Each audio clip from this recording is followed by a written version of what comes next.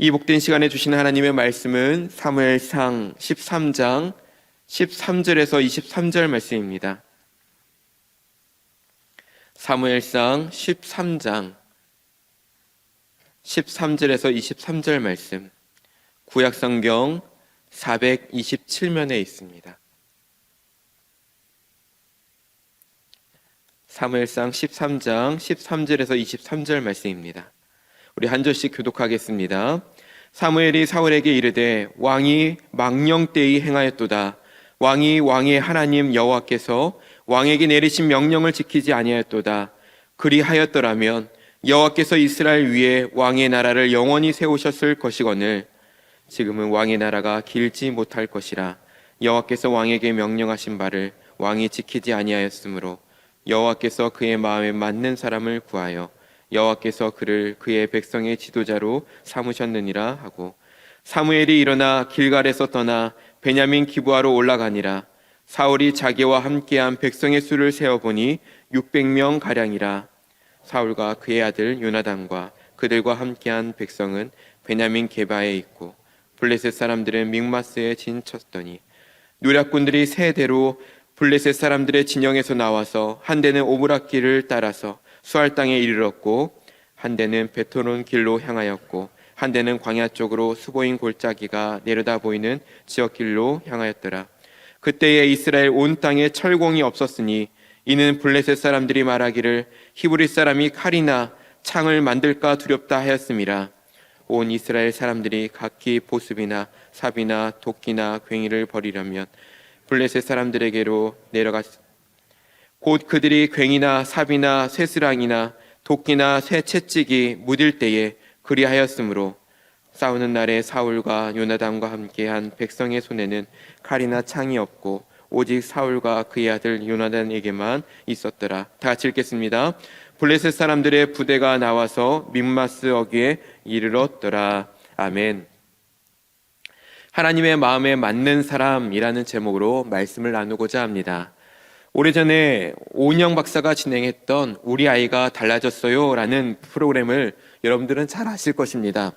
이 프로그램을 보다 보면 아이를 변화시키기 위해 가장 먼저 변화되어야 할 사람이 누구냐 하면 아이를 고쳐달라고 신청한 부모부터 변화되어야 한다는 것이죠. 아이가 변화되기 위해선 부모의 변화가 큼을 가르쳐주고 있습니다. 그래서 전문가는 방마다 카메라를 설치하여서 부모의 태도와 가르침에 주목하고 있는 것을 보죠. 우리도 신앙에 문제가 있다면 그 문제는 누구의 책임일까요? 하나님의 문제여서 그런 것일까요? 그렇지 않습니다. 하나님한테 문제가 생긴 것이 아니라 내 신앙의 태도에서 문제가 생긴 것입니다. 하나님은 영원히 우리를 사랑하시며 영원히 신실하시고 불변하시며 또한 한결같은 분이십니다. 우리의 말과 행동과 생각이 불평과 원망과 의심으로 가득하다면 분명 내 자신이 영적인 병에 걸린 것입니다.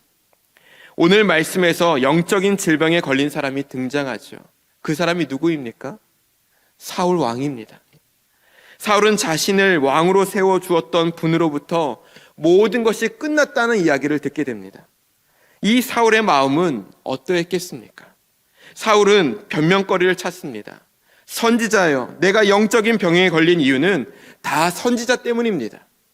선지자가 약속을 지키지 않았기 때문이에요.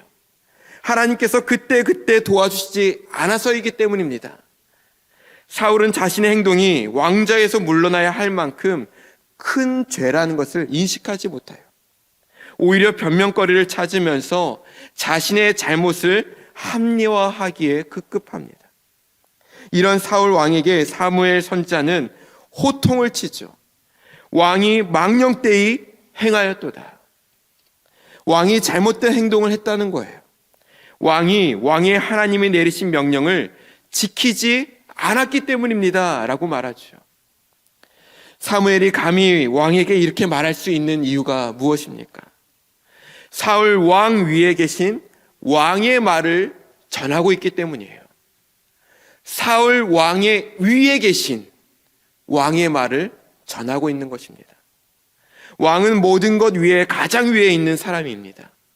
왕의 말이 곧 법이고 왕이 무엇을 하든 아무도 뭐라고 할 사람이 없어요. 그러나 사무엘은 왕 위에 왕이 있음을 가르쳐주고 있는 것입니다. 그분은 사울 왕을 세우신 하나님이시며 왕 중에 왕이신 분이십니다. 왕 중에 왕이신 하나님의 명령에 사울은 불순종한 것입니다. 여러분, 순종의 결과는 사울의 가문이 영원한 것이었지만 불순종의 결과는 사울 왕조가 일대로 막을 내리게 된 것입니다. 사울 왕이 처음이자 그 가문이 마지막이 된 것입니다. 하나님의 명령을 지켰다면 하나님은 왕의 나라를 영원히 세우실 것이다 라고 약속하였습니다. 하지만 그 계약을 먼저 파기한 사람이 누구입니까? 사울 왕이죠. 하나님께서 찾으시는 사람은 어떤 사람입니까? 14절 하반절 말씀입니다. 우리 같이 한번 읽어보겠습니다. 여호와께서 그의 마음에 맞는 사람을 구하여 여호와께서 그를 그의 백성의 지도자로 삼으셨느니라. 아멘. 성경은 하나님께서 하나님의 마음에 맞는 사람을 찾으십니다. 여러분은 하나님의 마음에 합한 삶을 살고 있습니까? 저와 여러분들이 이러한 삶을 살기를 원합니다. 사울 왕은 이 말을 듣고도 40년 동안 왕의 자리에 있었다는 사실에 우리는 주목할 필요가 있습니다. 성경은 하나님의 관점에서 인간의 시간과 역사를 저평가합니다.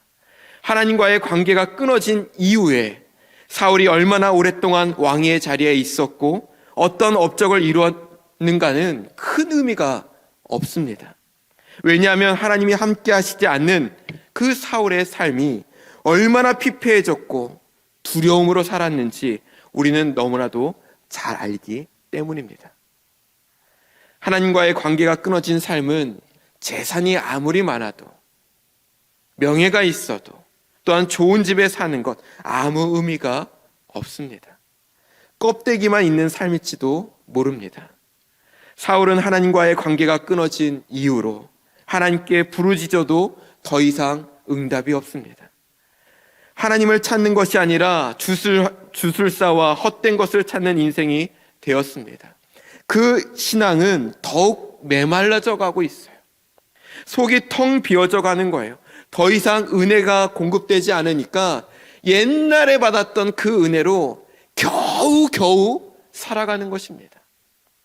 지금 내가 얼마나 오래 살고 잘 살고 있는지가 중요한 것이 아닙니다. 지금 이 순간 내가 하나님과의 관계가 이루어져 있는가가 가장 중요한 것입니다.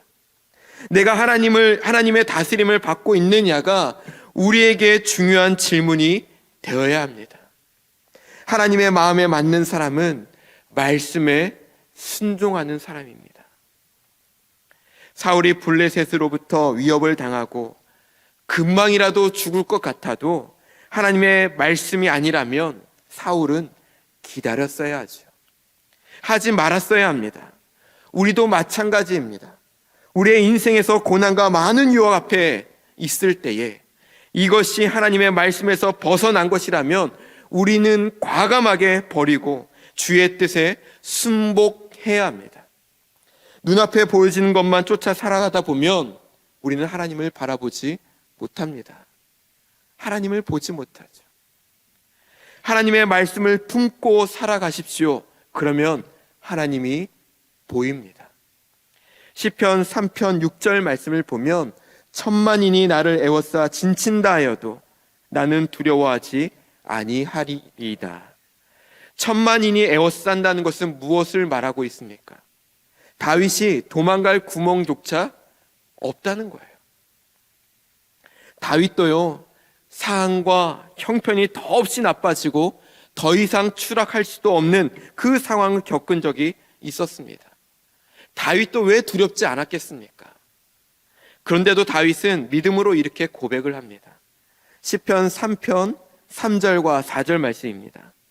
여호와여, 주는 나의 방패시요 나의 영광이시요 나의 머리를 드시는 자신이이다. 내가 나의 목소리로 여호와께 부르짖으니 그의 성산에서 응답하신도다. 아멘. 다윗은 분명히 알았습니다. 하나님이 나의 방패이시고 영광이시고 피난처시고 힘이시고 환난 중에 만날 가장 큰 도움이심을 믿었습니다. 이 믿음을 소유한 자가 하나님께 부르짖을 때 응답이 있습니까? 없습니까? 이 말씀에서 보면 그의 성산에서 응답하신도다. 할렐루야. 응답이 있습니다. 응답이 있어요. 이것이 사울과 다윗의 차이입니다. 똑같이 대적의 무리에게 둘러싸여 있었지만 그들의 행동은 서로 달랐습니다. 여러분, 여러분이 처한 상황에서 누구처럼 행동하시겠습니까? 상황이 점점 어려워지고 힘들수록 눈에 보이지는 않지만 만물의 주관자이시고 크고 전능하신 하나님의 말씀을 붙드시길 바랍니다. 대적이 두렵기 때문에 하나님께 불순종한다면 그것은 하나님보다 대적을 더 크고 강한 존재로 여긴 것밖에 되지 않습니다. 지금 여러분을 겁에 질리게 만드는 것이 무엇입니까? 하나님 없이도 충분히 내가 해결할 수 있는 것처럼 보이는 것이 무엇입니까? 잠깐 순간을 모면하기 위해 하나님의 말씀을 버리는 것은 최선이 아닙니다. 최고의 방법은 하나님의 말씀을 끝까지 붙잡고 순종하는 것입니다. 말씀을 마치겠습니다. 하나님의 마음에 맞는 사람은 하나님의 말씀에 순종하는 사람입니다. 우리의 상황과 환경보다 하나님의 말씀을 최우선으로 두는 사람입니다. 오늘도 가장 존귀하고 위대하신 하나님의 마음에 합한 자로 살아가는 저와 여러분들이 되어지기를 소망합니다. 기도하겠습니다. 사랑의 하나님 아버지, 오늘도 하나님을 신뢰하며 기도의 자리로 나오게 하시니 감사합니다. 하나님의 말씀을 믿음으로 붙잡게 하시고 순종하게 하옵소서. 하나님께서 우리의 눈앞에 보이시는 고난보다 위에 계심을 믿고 끝까지 하나님의 마음에 합한 자로 살아가게 하옵소서. 모든 것 감사하며 예수 그리스도의 이름으로 기도드립니다. 아멘.